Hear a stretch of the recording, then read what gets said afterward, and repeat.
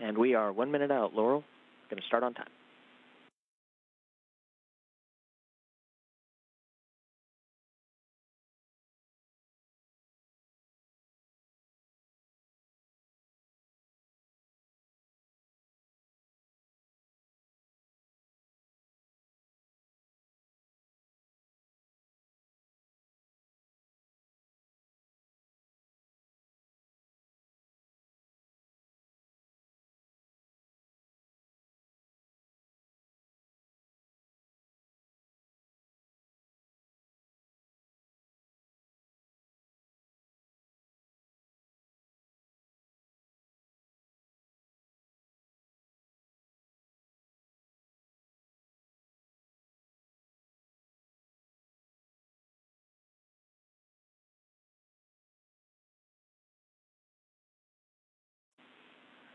Station, this is Houston. Are you ready for the event?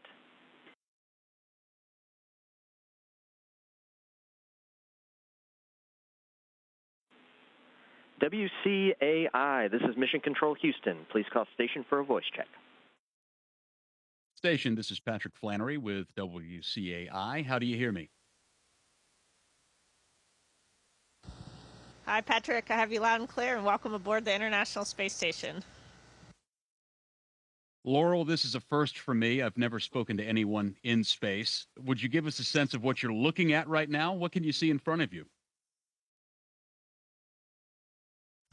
Well, right now I'm in the Japanese module on Space Station. There's a lot of science that happens in here. I've got the Life Sciences glove box that we do a lot of our biology experiments in. There's a lot of cables all the way down the wall, just a lot of equipment. You're floating. I have to get this in my mind that I am speaking to you and you're in space. What does it sound like, by the way, on the International Space Station? Yeah, that's a great question. It's actually pretty noisy on board Space Station. There's really no quiet part, and it's just the constant background hum of machines. There's fans running, there's pumps running, computers, so you just have this machine noise everywhere you go. We do have noise-canceling headphones, though, if you need a little bit of peace and quiet. Well, for you, does solitude mean what it used to mean before you left this planet? Do you get any solitude? Yeah, you know, for having 7 people on board, you can always kind of find a place to tuck away if you want a little bit of solitude. And then we also each have an individual, what's called our crew quarters. It's like a phone booth sized space with a door that we can close, and that's where we sleep and, you know, kind of have some quiet time. But actually, one of my favorite places for solitude is right back here. These are 2 windows, and so I like to tuck in there to read or write in my journal. Laurel is pointing to 2 very small, these are tight quarters, is all I can say. Well, does the crew eat its meals together at least? Yeah, we do. We have dinner together most nights, and then also sometimes we get together with the whole crew, the cosmonauts as well, and have shared dinners. Like on this past Saturday, my NASA crewmate Jasmine brought Persian food for us to sample that is one of her family's favorite dishes. And so we all got together and shared the Persian food, and then also shared some ice cream that was courtesy of our latest cargo vehicle. You've been posting these spectacular photos on Instagram. It's clear we take gravity for granted here on Earth. My favorite of yours is the one where you're giving yourself a haircut. Your hair is floating. You're using a vacuum to collect the hair. What other day-to-day routines have forced you to get creative?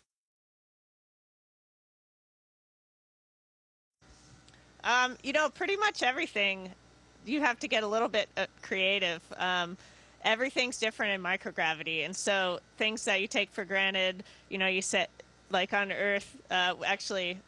We were laughing just recently because we were talking about like, oh, it's going to be nice once we get back to Earth, and you set something down, it actually stays where you put it, because that never happens up here. Things float off really quickly. Does part of your research, Laurel, aboard the space station focus on how much or how time in space affects the body? And what else are you studying? Yeah, well, one of the major experiments that I'm personally a part of is an experiment called CIPHER.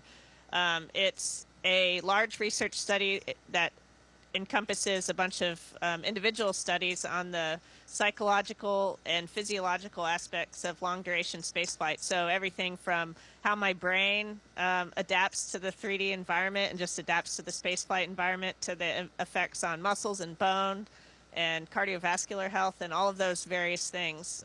It's looking at multiple astronauts over multiple mission durations, with the goal of learning how the space environment affects the human body as we start to go back to the moon and eventually onto Mars.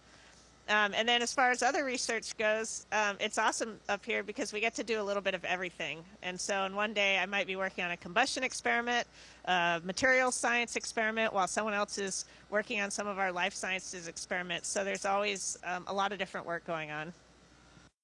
Quickly, does anything blow you away anymore now that you've been in space? Or does everything just seem rather, eh? Absolutely not. I still have pretty much every day a moment where I just float something in front of me and I stop and I'm like, this is just floating here. This is so cool. Or I'm floating through a module and I get a little spin going and it's just so fun. And then definitely every day, I always have a moment looking out cupola, looking out our windows at Earth and just seeing something just insanely beautiful that I haven't seen before or that I've seen many times, and I just love to see it every time. And so, yeah, there's moments every day where I can't believe I'm in space and I'm just in awe. Students at the West Tisbury School on Martha's Vineyard have a couple of questions for you. Here they are back to back. Hi, my name is Tatum. I was wondering what the orbit of space looks like. Hi, my name is Rihanna. I was wondering, how long will you be in space?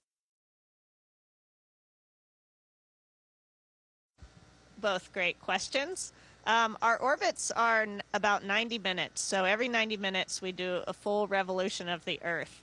And that means we see lots of sunrises and sunsets every day, about 16, which is pretty neat. And we also fly over about 75% of the Earth on one orbit, and we fly over the same point on Earth about every 3 days. So we see a lot of different things every day. I've been on space station for about 5 months now. I launched in September, and I will be returning to Earth on April 2nd.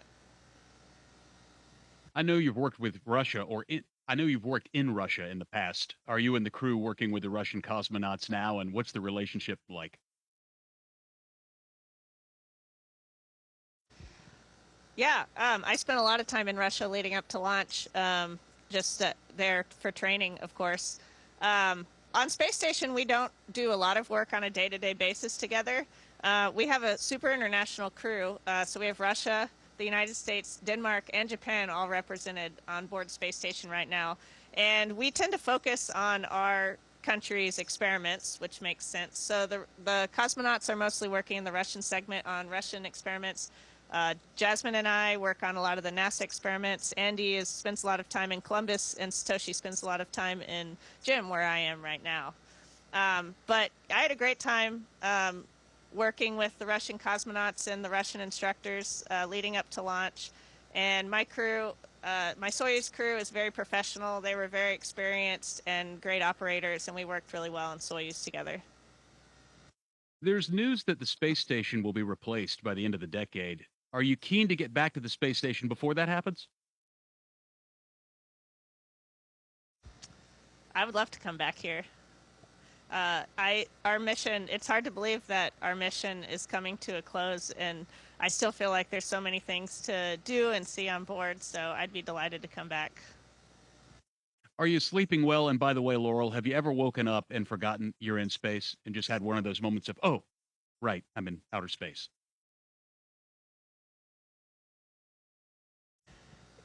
Yeah, I sleep pretty well up here. No complaints at all. But it was funny when I first got on board, I would wake up in the middle of the night, and I don't know if I had just kind of floated out of my sleeping bag a little bit, but I'd wake up kind of like feeling my way around, like not really sure where I was.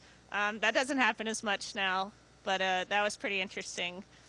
Um, and then also, like, I still have, yeah, another thing that I found funny is that just dreaming on board, all of my dreams still take place on Earth. I haven't started actually like dreaming in space yet.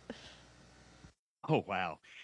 That is astronaut Loral O'Hara, who right now is in space. She and the Expedition 70 crew are conducting research at the International Space Station. Laurel, safe travels to you. We cannot wait to have you back here on Earth. Thanks so much. Station, this is Houston ACR, and that concludes the event. Thank you to all the participants. Station, we are now resuming operational audio communications.